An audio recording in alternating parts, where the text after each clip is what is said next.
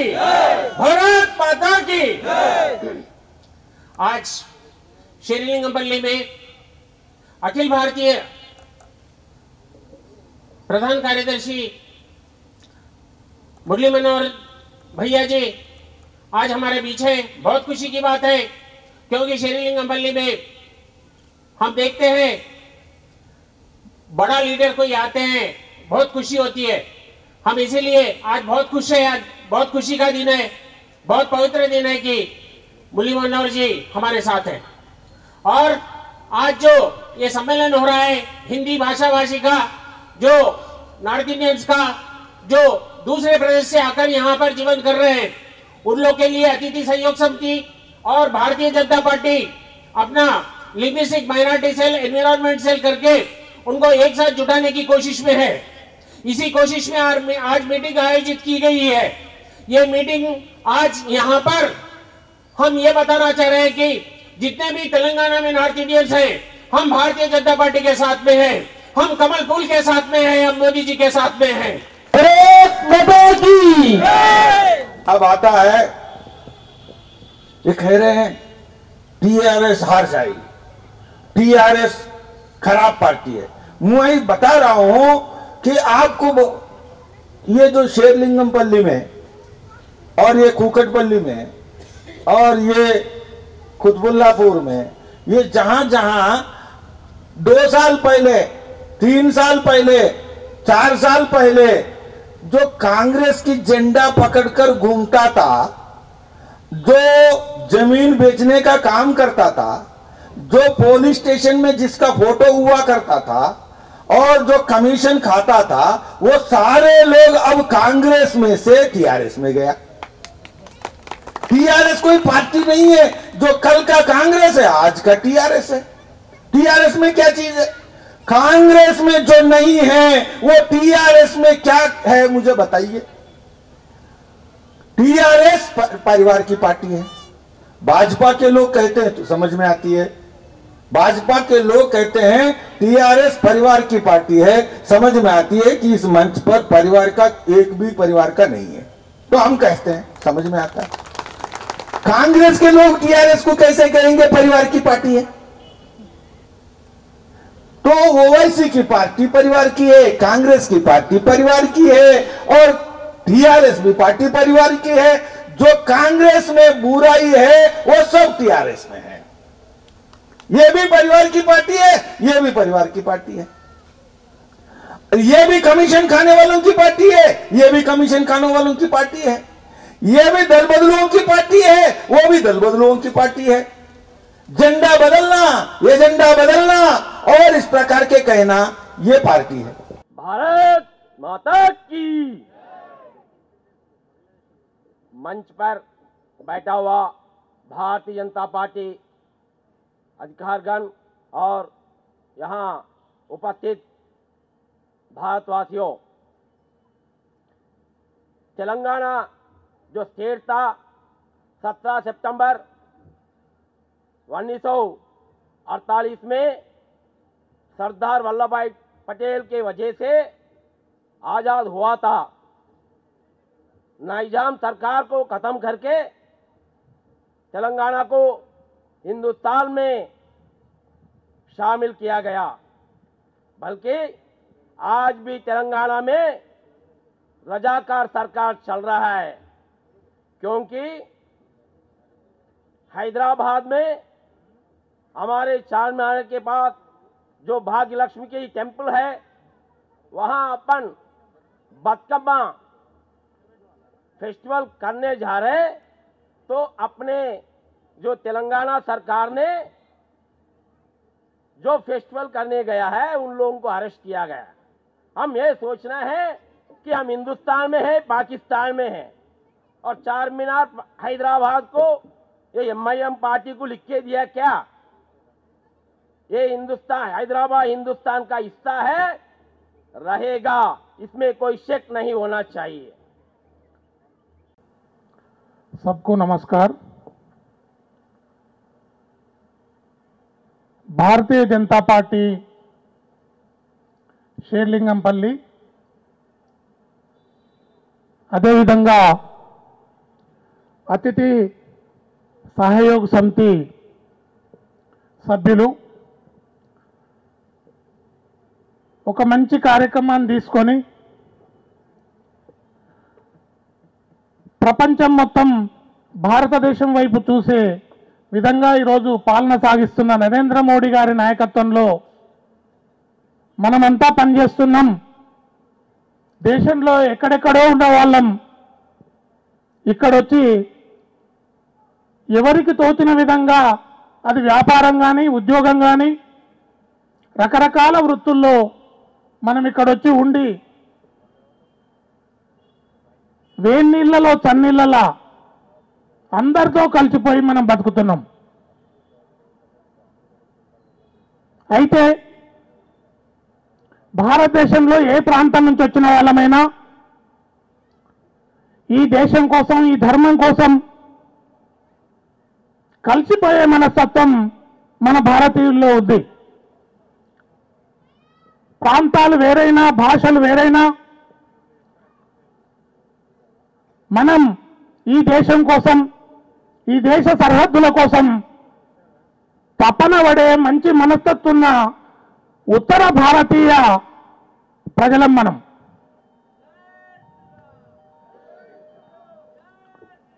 అయితే ఒక మంచి కార్యక్రమాన్ని తీసుకున్న అతిథి సహయోగ సమితిని అభినందిస్తూ సోదరుడు అజిత్ సేనాపతి, అదేవిధంగా మన పర్యావరణ సెల్ రాష్ట్ర కన్వీనర్ రవీంద్ర ప్రసాద్ దూబే గారు, డివిజన్ అధ్యక్షులు రాకేష్ దూబే గారు, రాష్ట్ర నాయకులు భవన్ లాల్ వర్మ గారు, అశోక్ జీ గారు, ప్రభాకర్ గారు, జ్ఞానంద ప్రసాద్ గారు, రాజశేఖర్ గారు, గోపాల్ జీ. అయితే ఒక మంచి వాతావరణాన్ని ఈరోజు తీసుకొచ్చినందుకు మిమ్మల్ని అందరినీ అభినందిస్తూ, మనం ఏం చేసినా జెండా కింద పనిచేస్తాం, కమలం పువ్వు కోసం పనిచేస్తాం, నరేంద్ర మోడీ గారి నాయకత్వాన్ని పటిష్టం చేయడం కోసం పనిచేస్తాం, జాతీయ భావాలతో మనం ఈ దేశం కోసం మన సరిహద్దులను కాపాడుతున్న సైనికులకు మద్దతుగా ఉంటూ ఈ దేశం మీద ప్రేమతోటి కమలం జెండా కింద పనిచేస్తున్న సందర్భంగా ఒక్కటే నేను ఇక్కడ మీకు చెప్పదలుచుకున్నా. కాంగ్రెస్ పార్టీ ధోరణి మనం చూస్తున్నాం దేశంలో. గుజరాత్ ఎన్నికల టైంలో కుల వివక్ష తీసుకొచ్చి అక్కడ కుల పోరాటాలు తీసుకొచ్చే ప్రయత్నం చేసింది, వర్గ పోరాటాలు తీసుకొచ్చే ప్రయత్నం చేసింది. మహారాష్ట్రం తీసుకుంటే అక్కడ కూడా గొడవలు చేయడానికి ప్రయత్నం చేసింది, వైషమ్యాలు పెంచడానికి ప్రయత్నం చేసింది. గుజరాత్లో ఓడిపోయింది, ప్రతి చోట ఓడిపోతూనే ఉంది. కర్ణాటకలో సాగు తప్పి కన్నులట పోయింది, అక్కడ తప్పని పరిస్థితుల్లో జేడీఎస్ కు సపోర్ట్ ఇచ్చింది, తమ ప్రభుత్వాన్ని నిలబెట్టుకున్నట్టు నటించింది. అయినా మనము తక్కువ సీట్ల నుంచి ఎక్కువ సీట్లకు వెళ్ళిపోయాం. मैंने ये पसंद नहीं करता हूं कि आप कहां से आए और यहां आकर बस गए. नहीं, आप तो भारत में हैं, भारत तो हमारा है. और जैसे अटल जी ने कहा है, भारत एक भूमि का टुकड़ा नहीं है. भारत हमारा जन्म भूमि है, कर्म भूमि है, वीर भूमि है. इस कंकर कंकर में शंकर का गीत गाते हैं. तो ऐसी भारत में आप लोग हैं. तो मैं नहीं कहता हूं कि आप तेलंगाना में, हैदराबाद में यू आर डिफरेंशिएटेड. हम सब एक है. मित्रों, मैंने एक दो बात आपको कहकर मैं समाप्त करता हूं कि पहला, नरेंद्र मोदी जी हमारे भारत के प्रधानी. नरेंद्र मोदी भारत में उन्होंने क्या कह रहे हैं उन्होंने तो बोला एक भारत श्रेष्ठ भारत बोल रहा है कि एक भारत और श्रेष्ठ भारत कैसा होता है। वर्ल्ड में 1/6 population lives in India. World में 125 करोड़ पॉपुलेशन जो देश है वो भारत है, और भारत में 65% पॉपुलेशन बिलो 35 इयर्स रहने का जो देश है दुनिया में वो भारत है। నేను తెలుగులోనే మాట్లాడతాను। అతిథి సేవా సమితి అధ్యక్షులు నా సోదరుడు అజిత్ సేనాపతి గారు ఈనాటి ఈ నార్త్ ఇండియన్స్ యొక్క సమావేశానికి అధ్యక్షత వహిస్తున్నటువంటి మిత్రుడు అజిత్ దూబే గారికి, రాజేంద్ర ప్రసాద్ దూబే గారికి, రాకేష్ దూబే గారికి, భారతీయ జనతా పార్టీ రాష్ట్ర నాయకులు భాస్కర్ రెడ్డి గారికి, బాల్దా అశోక్ గారికి, జ్ఞానంద ప్రసాద్ గారికి, ప్రభాకర్ యాదవ్ గారికి, అదేవిధంగా ఈనాటి ముఖ్య అతిథి మన ప్రియతమ మిత్రుడు భవర్లాల్ వర్మ గారికి, ఇక్కడ వచ్చిన అతిథి సేవా సమితి యొక్క నా అక్క చెల్లెళ్లకు, అన్నదమ్ములకు, మేర భాయో और बहनों सबको प्रणाम। మిత్రులారా, మురళీధర్ రావు గారు చాలా చక్కగా మాట్లాడారు। ఈరోజు భారతదేశంలో మొత్తం నార్త్ ఇండియన్స్లో, మొత్తం నార్త్లో ఉన్న అన్ని రాష్ట్రాల్లో భారతీయ జనతా పార్టీ ఉన్నది। మరి నార్త్ ఇండియన్స్ ఇక్కడ సెటిల్ అయిన మన షేర్లింగంపల్లిలో కూడా భారతీయ జనతా పార్టీ జెండా ఎగరాలని మనం అందరం కోరుకోవాలి। మన అందరం భారతీయ జనతా పార్టీకి మద్దతు తెలపవలసిన అవసరం ఉన్నది। ఈరోజు నార్త్ ఇండియన్స్ నుంచి వచ్చిన సోదరులందరినీ కూడా ఈ ప్రాంతం షేర్లింగం ప్రాంతము హక్కున చేర్చుకొని మిమ్మల్ని అందరినీ ఆదరిస్తున్నందుకు ముఖ్యంగా మీ అందరి ఎమ్మటి భారతీయ జనతా పార్టీ ఉన్నదని, అతిథి సేవా సమితి ఎమ్మటి భారతీయ జనతా పార్టీ ఉన్నదని మనం మరొక విధంగా చెప్పుకోవాల్సిన అవసరం లేదు, మన ముందటే కనిపిస్తున్నది। మరి భారతీయ జనతా పార్టీ మీకు ఏ కష్టం వచ్చినా, ఏ ఆపద వచ్చినా, ఏ సమస్య వచ్చినా తక్షణమే స్పందిస్తుందని, మీ ఎమ్మటి ఉంటుందని సభాముఖంగా భారతీయ జనతా పార్టీ తరఫున ఈరోజు మీకు తెలియజేస్తున్నాను। మిత్రులారా, మనం ఈరోజు ఈ రాష్ట్ర రాజకీయం చూసుకుంటే ఈరోజు భారతీయ జనతా పార్టీ యొక్క వేగు తట్టుకోలేక, నరేంద్ర మోడీ గారి యొక్క గాలికి తట్టుకోలేక రేపు జనరల్ ఎలక్షన్లో, ఎంపీ ఎలక్షన్లతో పాటు రాష్ట్ర ఎలక్షన్లు పోతే అంతా నరేంద్ర మోడీ గారిని చూసేసి మొత్తం భారతీయ జనతా పార్టీకి ఓట్లు వస్తాయని చెప్పేసి వారు 9 నెలల ముందే ప్రభుత్వాన్ని రద్దు చేసుకొని ఇప్పుడు ఎలక్షన్ రావడం జరిగింది। మనం ఈరోజు చూస్తున్నాం, మరి ఇంత ముందుగాల ఈరోజు ఎలక్షన్ వచ్చినా కానీ మా అందరికంటే ముందు వాళ్ళు టీఆర్ఎస్ పార్టీ అభ్యర్థిని డిక్లేర్ చేసినా కానీ ఎక్కడ కూడా జనాదరణ కనిపించట్లేదు। ఎక్కడ కూడా సింగిల్గా వాళ్ళ జీబులు తిరుగుతున్నాయి తప్ప ఎక్కడ కూడా 10 మంది మీటింగ్ పెట్టిన పాపాన పోలేదు। దానికి కారణం ప్రజలందరికీ తెలుసు। ఈరోజు జిహెచ్ఎంసీ ఎలక్షన్లో మీరందరూ కూడా మద్దతు తెలిపితే వాళ్ళు ఏం చేసిరో మనందరూ చూస్తున్నాం। ఈరోజు షేర్లింగంపల్లిలో రోడ్ల పరిస్థితి చూస్తున్నాం, డ్రైనేజ్ పరిస్థితి చూస్తున్నాం, ఈరోజు మంచినీటి సమస్య చూస్తున్నాం।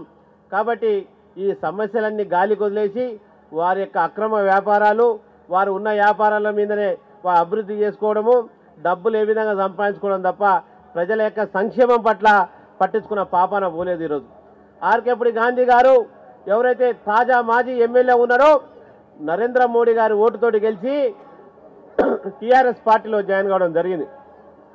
తెలుగుదేశం పార్టీ అలయన్స్లో మనం గెలిపించినాం। గెలిపించిన తర్వాత మొత్తం ఈరోజు టీఆర్ఎస్ పార్టీలో జాయిన్ అయిపోయి తన వ్యాపారాలను అభివృద్ధి చేసుకుంటూ, అపార్ట్మెంట్లను కట్టుకుంటూ, పెద్ద పెద్ద వెంచర్లు చేసుకుంటూ బిజినెస్ మీదనే కాన్సన్ట్రేషన్ చేసింది తప్ప ఏ రోజు కూడా షేర్లింగంపల్లి సమస్యల పట్ల మాట్లాడిన పాపాన పోలేదు। పేద ప్రజల ఇండ్లు కూడా కూలగొట్టించిన దగ్గరుండి ఈ మధ్యన మీరు చూసారు, కేశవ నగర్లో మన యొక్క పేద ప్రజలు 60 గజాల ఇండ్లు పెట్టుకొని ఉంటే వాళ్ళ ఇండ్లు కూలగొట్టేసారు। ఎందుకంటే డబల్ బెడ్రూమ్లు కడతారని చెప్పేసి.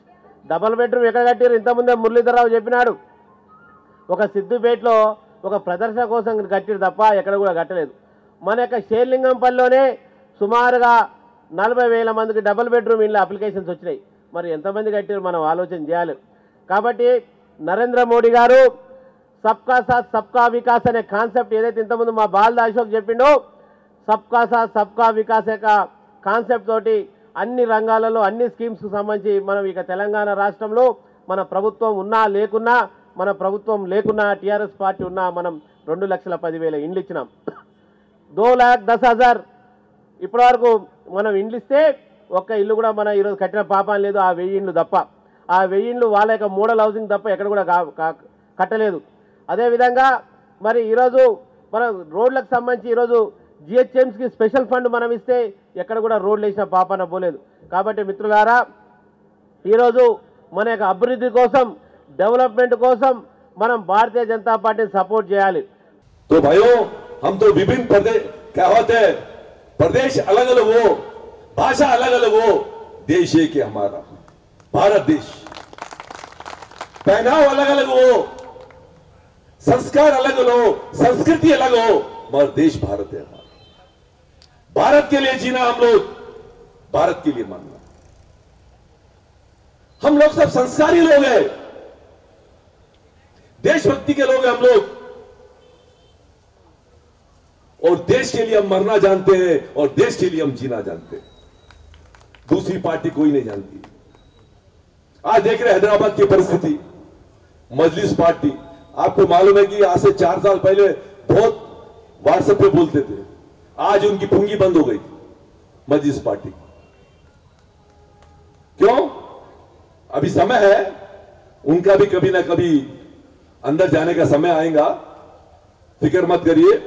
मगर मजलिस जो पार्टी है वो मन में आए जब कांग्रेस से मिलती है, मन में आए जब टीआरएस से मिलती है. और ये लोग भी अपना स्वार्थ साधने के लिए, चाहे टीआरएस हो, चाहे टीडीपी हो, चाहे कांग्रेस हो, सब मिलके मजलिस से समझौता करते हैं. तो देशद्रोही पार्टी है वो, धर्म को लड़ाना जानती है, लोगों को लड़ाना जानती है.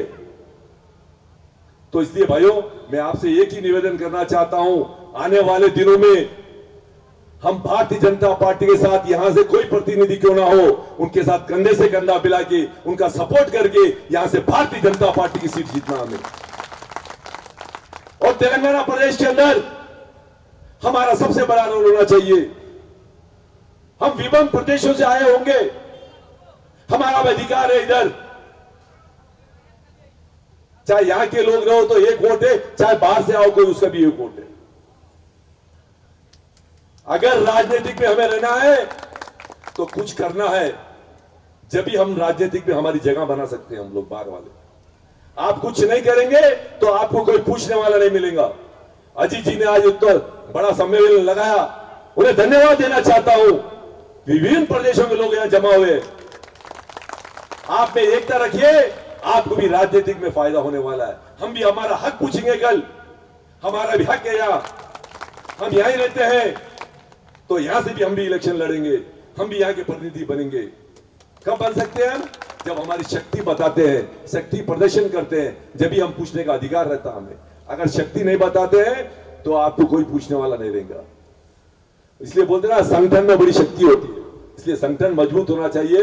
मुझे यहां बुलाया गया, उसके लिए मैं अजीत जी का, दुबे जी का बहुत बहुत धन्यवाद देना चाहता हूं. यहां के सब पूरे भारतीय जनता पार्टी के लीडरों को और आप सभी को धन्यवाद. बहुत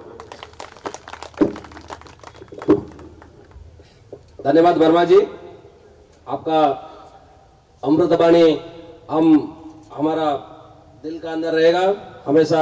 आपका पथ दर्शन हम लोग, आपका मार्ग में हम चलेंगे. अंत में धन्यवाद कार्यक्रम बोलने के लिए हमारा अतिथि सहयोग समिति का फाइनेंस मिनिस्टर श्रीमान श्री प्रदीप कुमार साहू जी को मैं अनुरोध करता हूं, उन्होंने आज धन्यवाद कार्यक्रम ये सभा का समाप्त करेंगे. उपस्थित सभी महामान्य नेतागण और हमारा साथ जुड़े हुए माँ बहनों, मित्र, भाइयों बहनों, सभी की आज का कार्यक्रम आप लोग सक्सेस करने के लिए ये अति समिति तरफ से और हमारा बड़ा भाई हमारा हाथ पकड़ के हमारे को खींच के लेके जाने के लिए जिसका प्रचेष्टा हमेशा है, अजीत भाई को भी धन्यवाद देते हुए आज का कार्यक्रम समाप्त कर रहे। जय जगन्नाथ।